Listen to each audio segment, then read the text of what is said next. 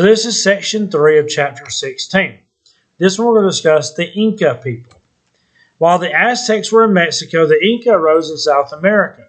Now their emperor is going to be called Pachacuti.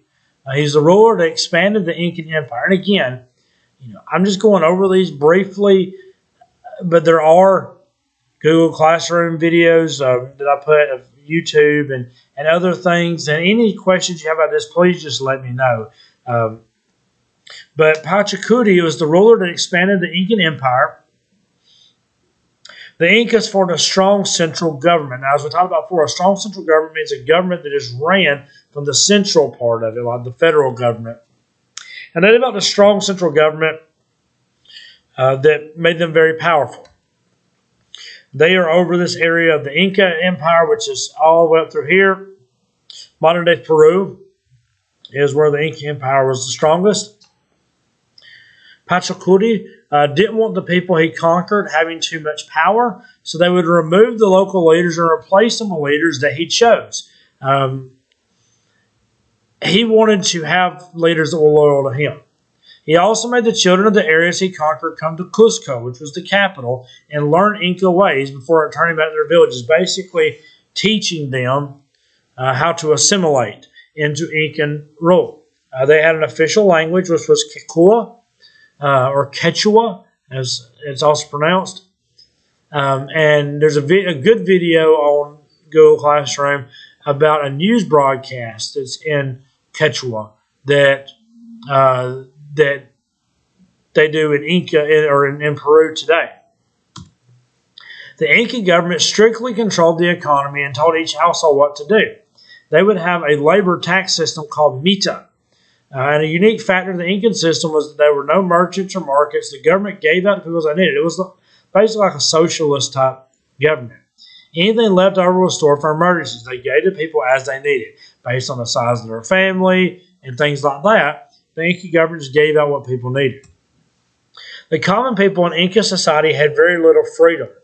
There were two main social classes in Inca society. The upper class made up of the emperor, priest, and government officials, and the lower class, which included everybody else. Farmers, artisans, servants, people like that. The upper class didn't have to pay the labor tax, and the rulers could relax in luxury at Machu Picchu, which was basically a resort.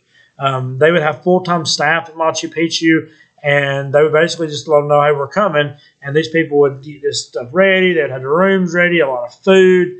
Very, very luxurious for the time. Most of the people were lower class, and this gave the upper class a lot of control, which is the way socialism works in a lot of different ways. The lower class was simple, and by law could only know what was needed to survive. They really didn't educate the lower class. Here's a picture of Machu Picchu. Beautiful. I'd love to go to Peru one day and look at this. It's in the mountains of Peru. The Inca social structure was directly related to religious beliefs because they believed the leaders were related to the sun god and would never die. Their religious ceremonies often included sacrifices, but unlike the Maya and the Aztec, they rarely used humans. The Inca believed many places had religious significance and were sacred, and so because of this, they looked at a lot of different places as being very important to their culture. Inca temples were grand buildings. Masonry is just is word for stonework. A lot of their buildings were made basically from stone.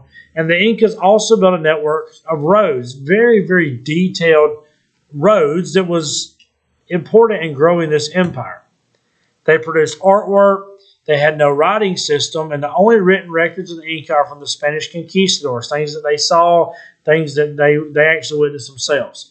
The Inca passed their stories down from generations verbally. This is what we talked about early on in Japanese culture and in West Africa with the griots, was that they didn't have a writing system, so they just passed this down verbally. The arrival of the conquistadors changed more than the fact that they had no written record. After the death of the ruler, his two sons